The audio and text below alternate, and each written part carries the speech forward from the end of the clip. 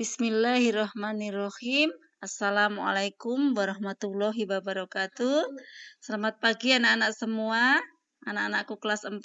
Berjumpa lagi hari ini dengan Ustadzah Ani dalam pelajaran tema. Sudah siap Bu penanya? Disiapkan dulu bukunya Bu Pena jilid 4A. Kita kembali akan membahas tema 1 tentang indahnya kebersamaan. Bisa dibuka pada Bu Pena halaman 5 dan seterusnya, karena hari ini kita akan membahas 3 mupel. Yang pertama mupel IPS, yang kedua mupel IPA, dan yang ketiga mupel PKN. Insya Allah satu persatu nanti akan Ustadzah sampaikan lewat slide PowerPoint yang sudah disusun oleh Ustadzah. Semoga bisa membantu anak-anak semua dalam belajar. Sambil menyimak pada buku Bu Pena yang sudah anak-anak semua siapkan, kita masuk ke mupel IPS. Indonesia mempunyai banyak sekali keberagaman yang ada. Nah, ada beberapa hal yang meliputi keberagaman yang ada di wilayah Indonesia. Antara lain yang pertama, keragaman suku bangsa. Suku bangsa itu adalah sekelompok golongan yang hidup di suatu tempat dan memiliki ciri-ciri budaya tertentu. Misalnya suku Jawa tinggal di Jawa, suku Nias tinggal di Sumatera Utara, suku Bugis tinggal di Sulawesi, dan suku Asmat di Papua, atau misalnya suku Dayak di Kalimantan. Kemudian yang kedua adalah keberagaman bahasa. Bahasa itu alat komunikasi yang digunakan oleh manusia. Nah, setiap daerah itu mempunyai bahasa-bahasa daerah yang berbeda. Misalnya bahasa Jawa itu digunakan di suku Jawa. Contohnya Monggo, Pinara, Lenggah, Maem itu Jawa. Kemudian ada juga bahasa Sunda, bahasa Betawi, dan lain-lainnya. Yang ketiga adalah keragaman rumah adat. Banyak sekali rumah adat yang ada di Indonesia ini yang tidak bisa kita sebutkan satu persatu, tapi mungkin anak-anak nanti bisa melihat contoh-contohnya dengan lihat di Google, di YouTube juga. Kalau di Jawa, di tempat tinggal kita, rumah adat Jawa itu adalah rumah joglo yang banyak sekali tiang-tiang kayunya itu, rumah joglo. Kemudian kalau di Sumatera Barat ada rumah gadang. Kalau di Sulawesi, di Toraja itu ada rumah tongkonan. Kalau di Papua itu ada rumah honai yang setengah lingkaran itu. Terus kemudian yang keempat adalah keragaman tarian. Banyak sekali tarian yang ada di Indonesia ini. Kalau di Jawa misalnya ada tari gambyong, tari srimpi. Kalau di Jawa Barat ada tari jaipong. Kalau di Bali ada tari kecak yang banyak orang itu, cak cak cak cak cak cak, itu tari kecak. Terus kemudian juga yang selanjutnya, yang kelima adalah keragaman pakaian tradisional. Indonesia juga memiliki kekayaan keragaman pakaian tradisional yang ada di suku-suku bangsa di seluruh wilayah Indonesia. Teman-teman semua nanti juga bisa mencarinya di Google dan melihat betapa banyak sekali macam-macam pakaian tradisional di antara suku-suku di Indonesia.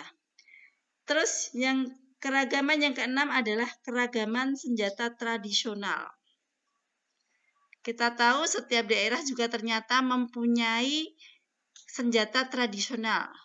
Kalau orang Jawa biasanya keris. Kalau anak-anak semua misalnya datang ke pernikahan dan lihat mantennya itu yang belakangnya itu ada bawa keris, gitu, seperti itu. Terus kemudian kalau di Jawa Barat ada namanya kujang. Terus kemudian Kalau Aceh itu yang khas itu adalah rencong. Terus keragaman yang ketujuh adalah keragaman alat musik tradisional. Setiap provinsi di Indonesia hampir semuanya mempunyai alat musik tradisional. Misalnya, kalau Jawa banyak ya, ada gamelan yang macamnya banyak sekali itu, ada bonang, ada gong, ada kendang, ada gamelan itu dari Jawa, kemudian dari Jawa Barat ada angklung, dari Sulawesi ada yang dipukul itu ada apa namanya kulintang gitu seperti itu. Itu adalah keragaman-keragaman yang ada di ranah wilayah Indonesia. Lah, untuk masuk ke muatan selanjutnya masih berhubungan dengan keragaman yang ada di wilayah Indonesia juga dan juga nanti kaitannya dengan pelajaran IPA, itu ada alat musik tradisional di Indonesia yang banyak sekali ragamnya itu dan caranya memainkannya pun berbeda-beda. Nah, bisa kita lihat yang pertama, cara memainkan alat musik itu adalah dengan dipukul ya. Coba lihat contohnya itu adalah gong, kita kan dipukul dung dung atau kendang tak tak tak tak dung dung dung tak tak tak tak tak itu dipukul ya. Terus kemudian yang kedua, ditiup. Contohnya seruling. Ya, seruling. Biasanya orang Sunda itu seruling, terus kemudian ada trompet. Itu trompet. Yang ketiga itu digesek. Contohnya itu adalah biola. Biola yang ditaruh di leher dan digesekkan dengan alat geseknya itu biola. Terus kemudian ada juga yang ditegakkan di depannya kemudian digesekkan dengan arah tangan maju mundur. Itu rebab namanya. Terus kemudian contoh yang keempat adalah dipetik ya. Mungkin anak-anak semua tahu alat musik yang dipetik itu di rumah mungkin juga punya ya, gitar gitu. Gitar yang dipetik, terus kemudian ada juga kecapi. Kecapi itu juga dengan dipetik tapi alatnya ditaruh di atas meja atau di atas lantai.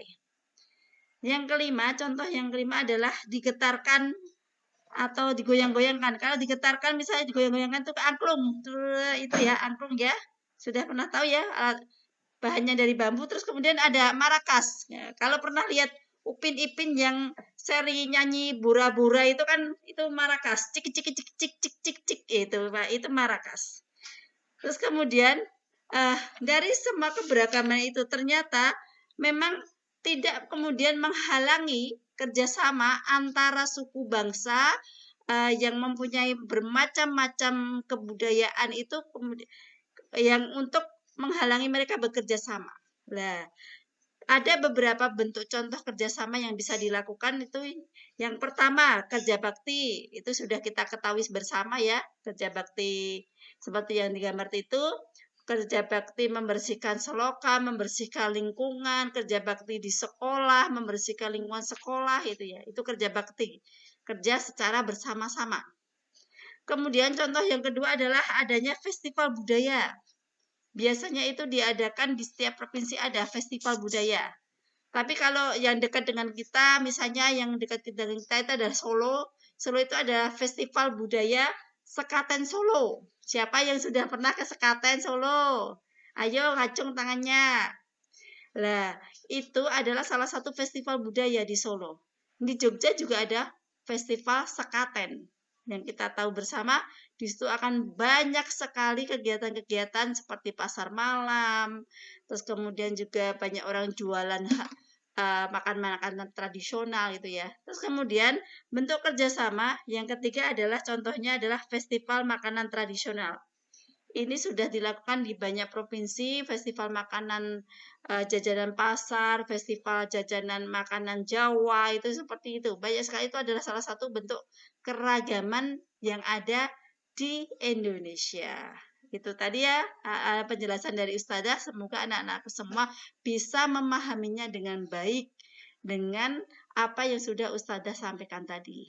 Akhir kata, Assalamualaikum warahmatullahi wabarakatuh. Bismillah.